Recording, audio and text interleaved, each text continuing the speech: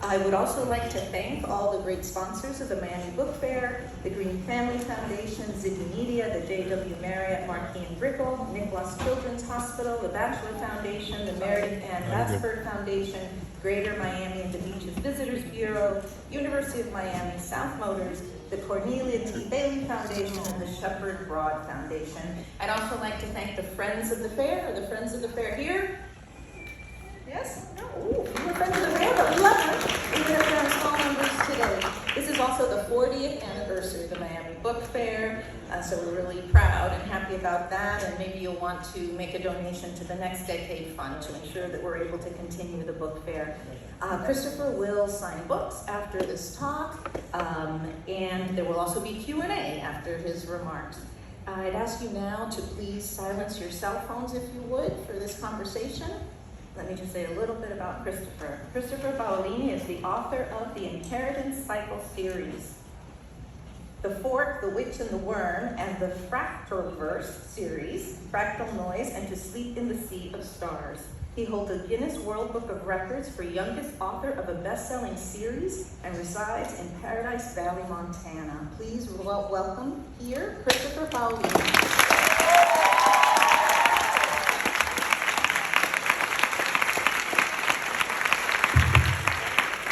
Thank you for that lovely introduction, and thank you all for being here today.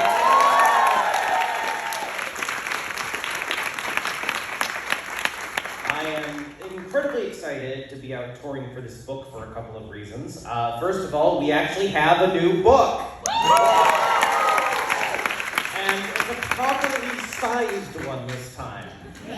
I remember when my short story collection, The Fork, the Witch, and the Worm came out, I had a guy on Twitter send me a video, and he's just holding the book up, and he said, "What is this, a book for ants?" So we have a properly sized book in the world of Aragon again. And it's also really exciting for me to be out here touring for this series and for this book for a couple of other reasons. So first of all, 2 days ago, I found out that Aragon debuted at #1 on the New York Times bestseller list, which is due entirely to readers such as yourselves, so huge thank you from my side. And then also, as some of you may know, this year marks the 20th year anniversary of the hardcover publication of Aragon. Yeah. And not only that, I've been working on the series even longer. I first got the idea for Aragon and first started working on it all the way back in 1998, which was a different millennia. And that means I have been thinking about, working on, talking about, and generally living in this world for 25 years. That's a quarter of a century of Aragon. And yesterday was my 40th birthday. Thank you. I did the math, and when I was 20, I was touring for Aragon. So for 20 years later now, to be touring for MURTAGH on my 40th birthday, pretty special. So from me to you, again, huge thanks, because this wouldn't be possible without readers all around the world. And every single day since Aragon was published, I have been grateful for that support. And the fact that that support allows me to tell stories for a living. How many people get to do that, right? I get to make up things and get paid for it. It's pretty good. So I am going to talk a little bit about how I got into writing the Inheritance Cycle and what this journey's been like. And then at the end of that, I'm going to do a couple of short readings. And if at any point I start boring you, you let me know, and I'll do handstands up here instead. You think I'm joking. And then after that, we'll do the Q&A, and hopefully I can answer some of your awesome questions. And then, of course, I will sign your books. So, you see me here today as a published author, and especially if you're, younger, you might be looking at me and thinking, oh, well, Christopher's a published author. He's been doing this for so long. He must have always enjoyed reading and writing. Well, the truth is that when I was very little and I was learning to read, I absolutely hated it. Now, I was homeschooled my whole life, and my mom was my teacher. My mom is actually a trained Montessori teacher, so lucky for me on that point. And I remember marching up to her as a little kid and going, I hate to read. I'm never going to use reading my entire life. Right. Fortunately for me, my mom didn't listen to that, and she kept teaching me. And then one day she took me to the public library, which at the time we were living in Anchorage, Alaska. If you've never been to Alaska, it is the opposite of Miami. I remember our neighbors would be out mowing their lawns at midnight during the summertime because there was still light in the sky.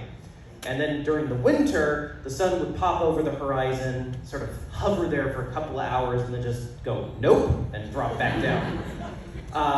And I don't know if you know this about Alaska, but they actually have a different species of mosquito up there. True, and it's about this big. And because of the permafrost, you get these pools of standing water everywhere, and the mosquitoes breed like rabbits. Does that analogy work? You know what I mean. You end up with these giant black clouds of buzzing mosquitoes that are about this big, and they sound like attack drones. One of my earliest memories is being in a park there, and my mom scooping up my sister, grabbing me, and running through the park while chased by one of these swarms. Because, of course, if those mosquitoes catch you, they will drain all of the blood out of your body and leave nothing behind but a desiccated corpse. Other than that, nice place. So my mom took me to the library, and as I was wandering around in the children's section, I found this series of very slim children's thrillers, I think, mystery novels. Now, for the life of me, I cannot remember the name of the author or the titles of the books, but I do remember that something about one of the covers caught my attention, and so I pulled the book off the shelf and checked it out. And it was the very first book I had ever checked out. And for whatever reason, when I started reading it, it was as if a switch just got flipped in my head. And all of a sudden, instead of just seeing all these strange black marks on the page and that, I could actually see the things they represented. So instead of seeing the word for sun, I could actually see a sun in my head. I could almost hear the characters' dialogue. I could almost smell the locations. As I recall, the story of that book involved tomato sauce being mistaken for blood, which seemed really exciting to little Christopher. And it was a magical experience, that sort of transition. And I really do believe that reading and writing is the closest thing we have to true magic in the world today. Because, you could be sitting at home in a chair like you are now, or on a sofa, or on the floor, or you could be in a car, or airplane, or anywhere else. And with the right book, you could be flying around Mars in a spaceship, or riding a wild moose in the Yukon, or living someone else's life from 1,000 years ago. And there's really nothing, aside from writing, that allows us to get inside other people's heads and feel what they're feeling and think what they're thinking. And that really is magical. So from that point on, I read every single thing I could get my hands on, including some stuff I shouldn't have read, but that's how it goes. I was one of those kids who would go to the library, check out a stack of books about this big, and I usually do that at the beginning of the week. And by the end of the week, I had read them all and needed another stack. In fact, the librarians started joking about this, and they realized that, hey, he'll read almost anything we give him. So they started recommending books to me, which was pretty awesome. The only ones I didn't like were like choose your own adventure stories, because I wanted to keep track of all the different possible paths. So I'd end up reading with like all my fingers in between the pages, like, okay, we go here, we go there, okay, this option, and anyway. That's what I did all through my childhood and growing up. Read. Eventually, I graduated from high school. Again, I was homeschooled my whole life, and I ended up graduating at 15, mainly the result of not taking any summer breaks my entire life. Thank you, Mom. Actually, my sister graduated at 14 because she decided it was a race. And she didn't tell me until it was too late for me to do anything about it. And when I graduated, my first thought was, oh man, this is gonna be awesome. No more school. And it was awesome for about 2 weeks. And then I got really, really bored. And you have to understand, my family and I live in rural Montana. The nearest town was a 30-minute drive away, and I didn't drive. And that town was only about 6,000 people. There was no internet back then, basically. We didn't even get television reception because of where our house was. And I didn't even have a radio. So, no radio, no internet, no television. The nearest town's a 30-minute drive away. I didn't have a job, and our nearest neighbors were a half-mile away, and they were in their 50s and ran a construction company. So, what do? Me? I went into the backyard and started digging a hole. And it was a big hole, too. It was about from there to, about this far across and circular, and about 9 feet deep. And then we had this giant old satellite dish abandoned on our property. And for those of you who are younger, satellite dishes used to be enormous. This sucker was like 13 feet across. So I dragged it over to the hole, tipped it on top of the hole to make a roof, and then I took a bunch of hay bales, because Montana, there's hay bales everywhere, and I piled the hay bales on top of the satellite dish for insulation. And then I went to all of these dead trees that were along the edge of the Yellowstone River, which ran right by our house. And I ripped the bark off the dead trees and used the bark to make shingles on top of the hay bales, on top of the satellite dish, on top of the hole. Now you might be wondering, with all that stuff piled on there, how I actually got into the hole. Well, I did what any normal, sane, well-adjusted person would do, and I dug a tunnel into the hole. And then I started chopping down those dead trees. Now, mind you, I didn't have an axe, I didn't have a hatchet, and I didn't have a saw. So again, I did what any normal person would do, and I chopped them down with a claw hammer. And I started dragging them up into our yard and planting them upright in front of the mouth of the tunnel to form the framework for what was going to be a Viking-style mead hall. Now, when you start digging giant holes and building Viking-style mead halls in your backyard, you are officially bored. And I realized that I had to find something else to do with myself aside from digging holes. And the thing is, I hope everyone has an experience like this at least once in their life, where you have a chunk of time where you don't have to do anything. You don't have a job, you're not in school, no one's telling you what to do anything. All I had to worry about was taking care of myself and, doing a couple chores around the house. And whatever it is you choose to do in the time when no one's forcing you to do anything might just be what you should pursue as a career. Whether that's digging holes, or spending time with other people, or playing video games, or making video games, or reading, or writing, or math, or working with your hands, whatever it is. In my case, I really liked reading books about dragons. And since riding dragons and fighting monsters wasn't like a career opportunity in the local newspaper, I decided to try to write the sort of story that I enjoyed reading. Now, I tried writing before and always stalled out after about 5 or 6 pages because although I had ideas, I didn't have an actual story structure. I decided that this time was going to be different. So I spent about a month, 2 months plotting out the story for what was going to be a trilogy, working up the world and the setting. And then I finally started Aragon. And Aragon was going to be my practice novel, just to prove to myself that I could write 300, 400, 500 pages. And by the way, just to prove that I actually did plan all this out, if you've read Aragon, you might remember there's a scene where Aragon drags his Uncle Garrow back to the village of Carvajal. And then the night after that, Aragon has some bad fever dreams. One of those dreams describes the last scene in Inheritance. And I put it in just so I could point to it and say, see?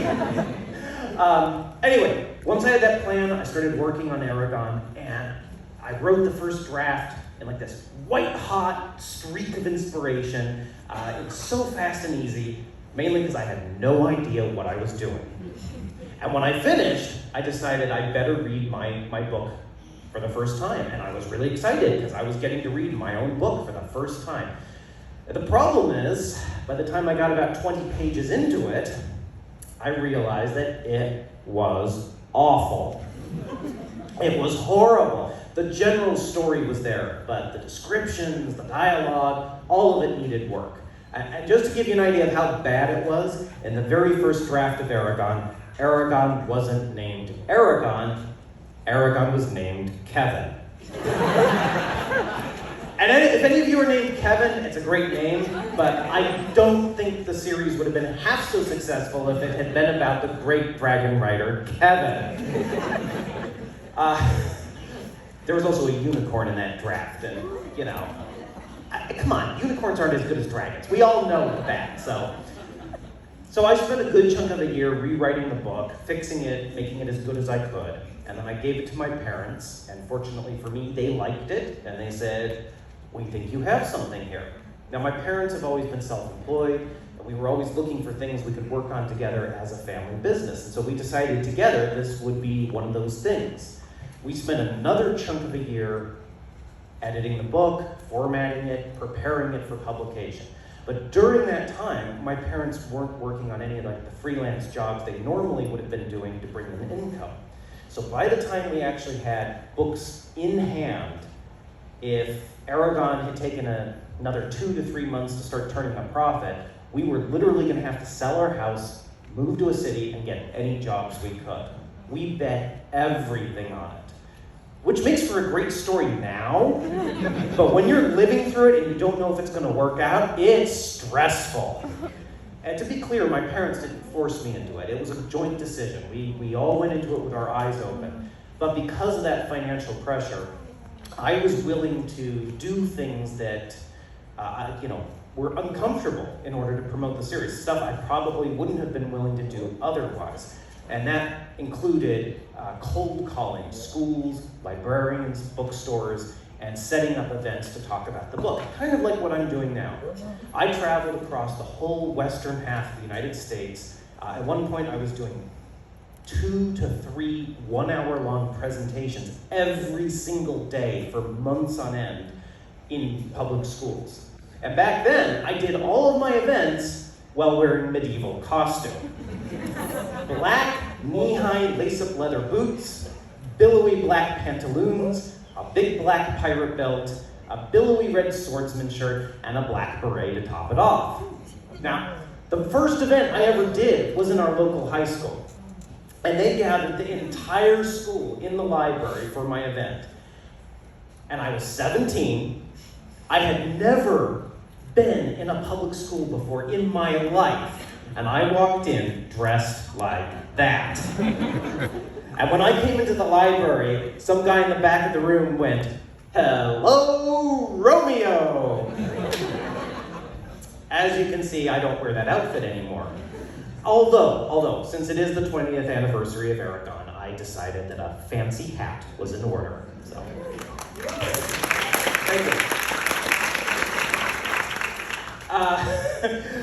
Eventually, as I was doing all those events, another author caught wind of what I was doing, and that author was none other than Carl Hiaasen, who is actually here at the Miami Book Fair today.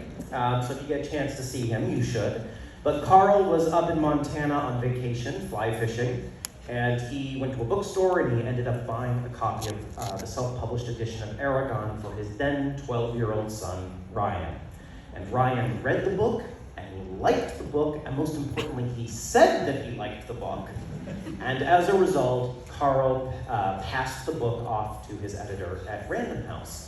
And by the way, Carl wrote the young adult book Hoot, which some of you may have heard, as well as quite a few adult novels. So Aragon bounced around among the various editors at Random House for a couple of months until my wonderful editor-to-be, Michelle, emailed me and said, Random House is interested in publishing the series. And I love telling this story because to me, it really demonstrates the power of readers. You know, if Ryan hadn't read Aragon, hadn't said that he liked it, I wouldn't be standing here today. I have no doubt that Aragon would have gotten published eventually, but it wouldn't have happened the way it did on the timeline it did. So for that, I've always been grateful to Caro and Ryan. From that point on, Random House released Aragon in 2003, and the rest of the books followed, I won't say in short order, because it took me a while to write them, but one after the other, and they've all been a wonderful experience, especially getting to travel around and meet readers like you with each of them. Then, of course, we have MURTAGH. And it has been a wonderful thing to return to the world of Aragon after so long.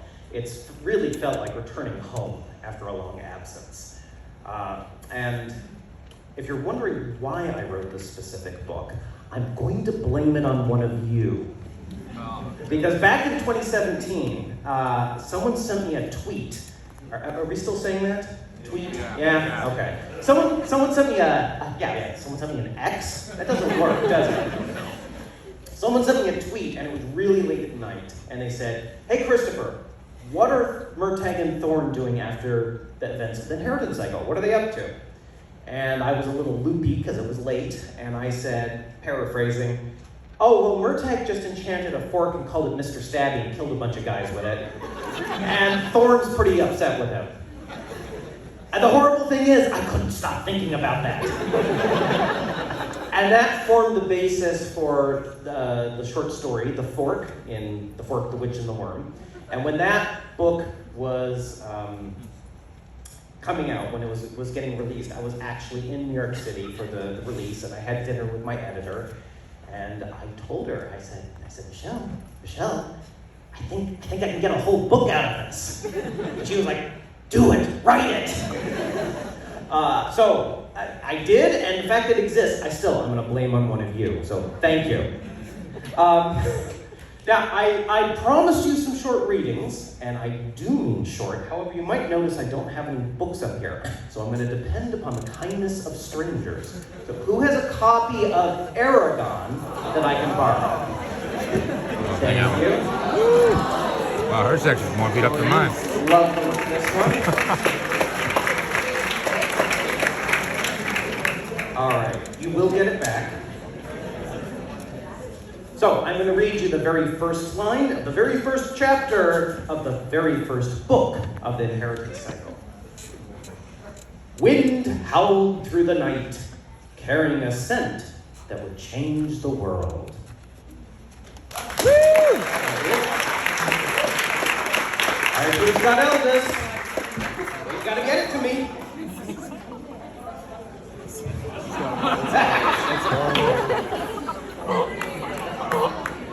All of the books is good. Now, one of the things I did in creating this series, as many of you will know, is I created a number of languages for it. Now, I'm not a linguist like Tolkien, but I still had fun with it. I do try to have fun writing these books. Like the character of Angela is based partly on my sister Angela.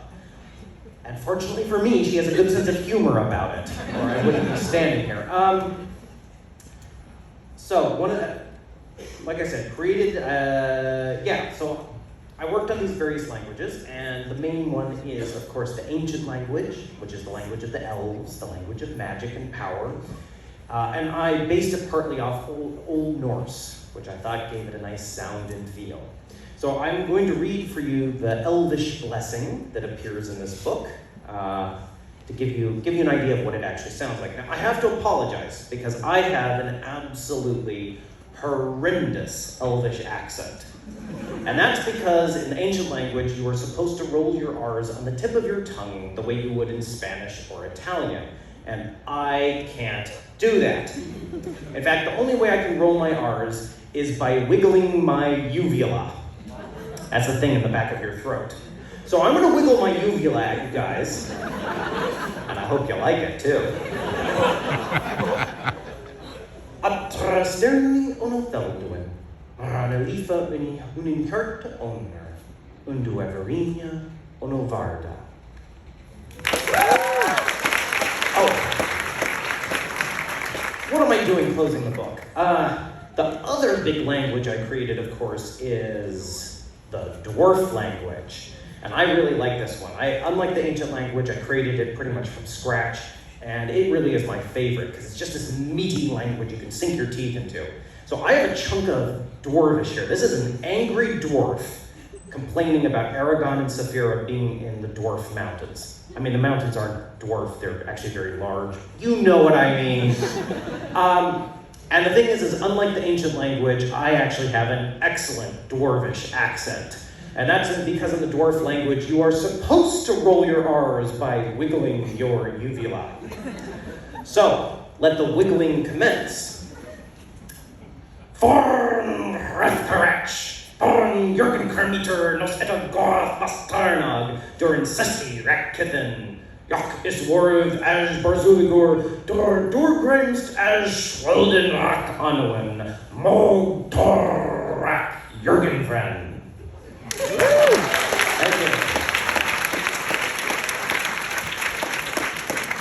As you might imagine, the dwarves are usually a bit hoarse, and no one much likes listening to their love poems, except other dwarves. And after that, I need some water.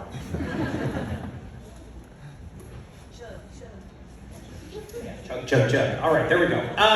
All right, who has Brissinger for me? Thank you. Now, as you might have noticed, Brissinger is a rather large book. And like most large books, it has a lot of words in it. Brandon Sanderson probably took a page out of your book for that. Well, I think Brandon has even more words than I do. Actually, I have a beef with Brandon. I'll tell you about that in a second.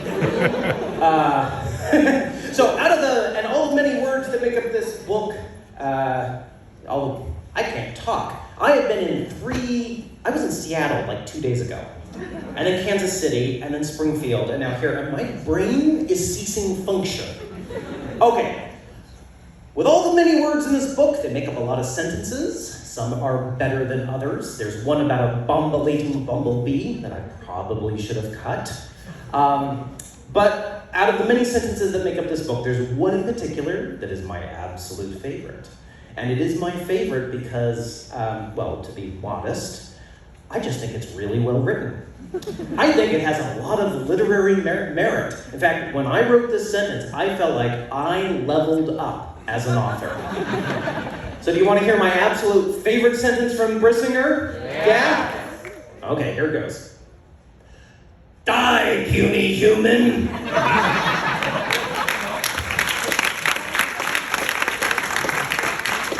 Because what point is there in writing epic fantasy if you can't write lines like die, puny human every once in 1,000 pages? No point whatsoever. Okay, I need to tell you about my beef with Brandon Sanderson before I keep going. So, my largest book, in terms of word count, is my science fiction novel, To Sleep in a Sea of Stars. It's a big boy. And I was truly, I put a lot of effort into it. And so I like to see that reflected in the physical size of the book.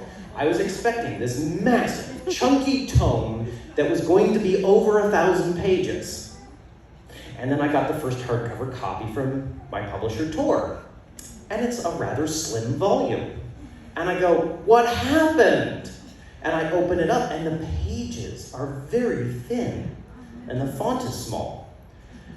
And I called him up, and I complained. And I said, look, I have one of Brandon Sanderson's books that you published, I think it was Words of Radiance, and it's huge on my shelf, and I know that To Sleep in a Sea of Stars is not massively shorter. What happened?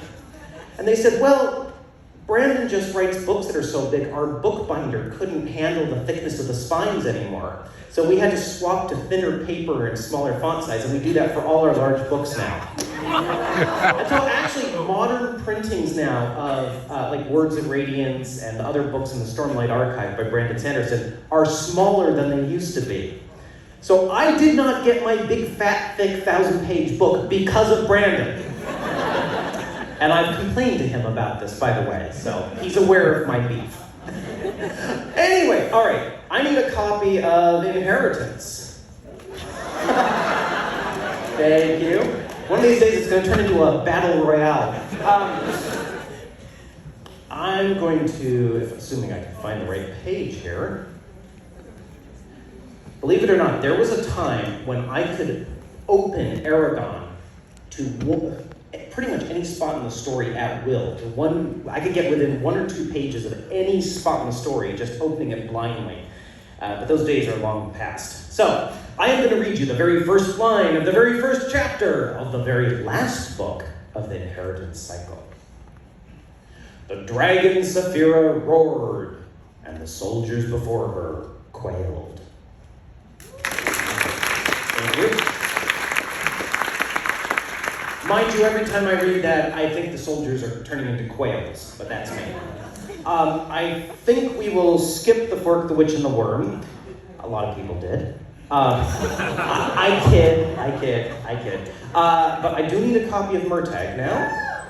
Love the dragon wings. Now, this is going to be just a little bit longer of a reading. This is going to be a proper reading. It's going to be, there we go, on this page. I may lose your place. Your bookmark may fall out as I'm reading. Anyway, this is going to be about a page and a half reading, and I'm reading this section because I think it conveys a nice tone and feel from the story. There shouldn't be any major spoilers in this, aside from the fact that MURTAGH and Thorn are still alive. So if you don't mind that spoiler, we're good to go. Here we go. Careful to be quiet, MURTAGH stood, picked up Zarok from by his blanket, and walked a ways from their camp. The frost-laden grass crunched under his boots, a crisp, dry sound. He stood in an expanse of empty sward, chest up, shoulders back, staring forward into the future. An intake of frozen air, and he swept Zarok from its crimson sheath. In dawn's gray light, the sword's blade was a sharpened shard of iridescent red, a shimmering thorn of frozen blood, eager to cut and stab and kill. The blade of a rider, forged out of bright steel by an elven smith over a century past, and imbued with spells of strength and keenness and resistance. The finest weapon a warrior could hope to wield, and yet he regarded it with as much aversion as appreciation. A rider's blade, yes, but that rider had been Morzan, his father. And Morzan had used Zarok for many a black and bloody deed, as had MURTAGH after him. Not for nothing had Morzan named the blade Misery in the ancient language, and true to its name, the sword had brought pain to many throughout the land, including MURTAGH himself. Sometimes he wondered if he should have ever taken Zarok from Aragon. He shook off the thought. Whether he wanted it or not, Morzan's shadow would always lie upon him, and aside from his name and the scar upon his back, Zarok was all he had from his father. It was a meager and hateful inheritance, but it was his alone, and for that he clung to it. He held the sheath in his offhand as he flowed through the familiar forms: step, cut, parry, turn, block, swing, lunge. He moved without thinking, his mind as still and empty as a windless lake on a cloudless day. Attack, defend, escape, beat and break, search the opening, make the cut, risk the stab. He used the sheath as a dagger, blocking, defending, wrapping the wrist, creating opportunities for a lethal blow. His skin warmed and his pulse steadied. He moved faster, pushing himself to maintain the pace of battle, every movement a whip snap of life-preserving, life-ending action. His lungs gave out before his arms. Unable to continue, he fell to his knees and braced the sheath against the ground. Zarok he placed across his thighs. As the first rays of light crept across the frozen grass, the egg-shaped ruby in Zarok's pommel refracted the beams, splitting them into glowing darts of red. Once his breath steadied, he stood, sheathed the blade, and staggered back to camp. Across the dead fire, Thorn watched. He sniffed as MURTAGH came close. "You stink of fear." MURTAGH grunted. "I know. I'll wash." He flinched as Thorn licked his elbow, then he forced himself to relax. and patted the dragon's head. Thank you.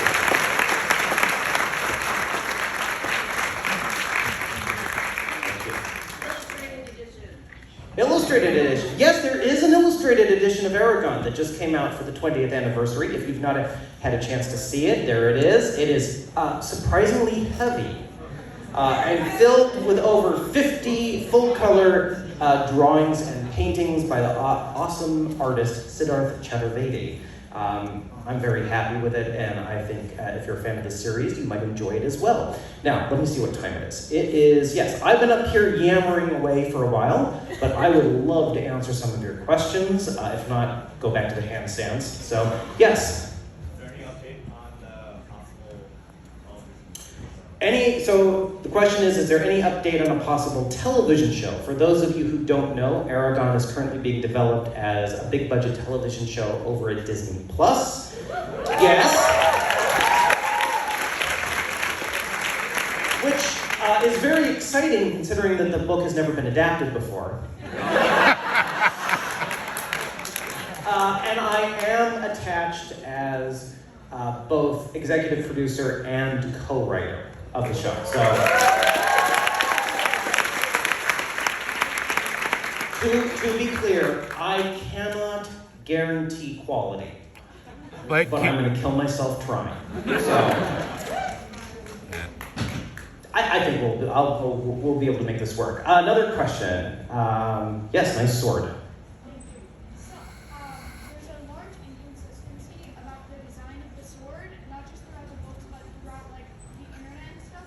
The sword from the movie looks a lot different than the sword on the movie. The sword on the Heritage Wiki and Right. the sword that you have hanging on your wall. So which of those do you think is canon?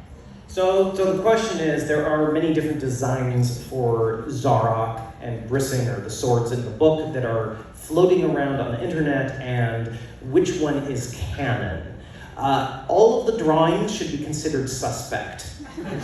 The canon version is what are the descriptions within the book, and always should be. Some of the drawings that I have done are probably more closer to the actual design than anyone else. Some of those are available on my website, paolini.net, and elsewhere. But yeah, I wouldn't go by any of the art for the most part. But good question. Yes? So you talked about that you wanted to do your fantasy stuff in Allegasia and then the rest of the stuff in the Fractalverse. Have you ever thought about making a third world or universe? So I have the Fractalverse for my science fiction stories. I have the world of Aragon for my fantasy stories. Will I make a third world for other fantasy stories or elsewhere? I may. It's a question of time and energy. But the nice thing with the world of Allegasia and the Fractalverse is it provides such a broad canvas in each case that I may not need to. But it is something I've certainly considered. Yes? How would you describe Aragon and the world of Aragon to someone who has never read? How would I describe the world of Aragon to someone who's never read it? Well, if I were being uncharitable on the internet, I would probably say Star Wars with the Dragons. To which I would reply, yes, that sounds awesome. But the honest answer is, it's a grand, epic fantasy adventure. It's a coming-of-age story with dwarves and elves and magic, and hopefully some wonder and awe at the natural beauty of the world. And if that sounds attractive to you, then I think you would enjoy it. And it centers around the relationship between Aragon and the dragon Saphira, who is his best friend and he is hers, and they are always there for each other, which is a wonderful thing, because if you have a dragon for a friend, they can eat anyone you don't like. Yes? Speaking of dragons, what color dragon do you think you would have? What color dragon would I have? It's not going to surprise you when I say blue. But here's the thing, I'm partially colorblind. So the way I describe Saphira's vision in the books is how I see the world. I see less red and green than most people. So the blue that I see and that I find very attractive, I'm told by everyone in my family is actually purple. So I think Saphira is a purple dragon in reality, but I see her as the most beautiful blue. So there you go. Yes? Are we going to hear from Kieran and Arya in the Will we hear from Arya and Fiernan in the future? Yes, we will. So, I'm a retro gamer, and a few times at garage sales throughout the past, I've come across a few different types of games with your name on them. So, you know, Aragon the video game. So I'm just curious, I know there's a lot of different versions, and each one, this is when they actually made each version unique. So I'm curious if you've ever actually played any of them, and which one's your favorite? So when the Aragon film wasn't made, they didn't make some video games to go along with it.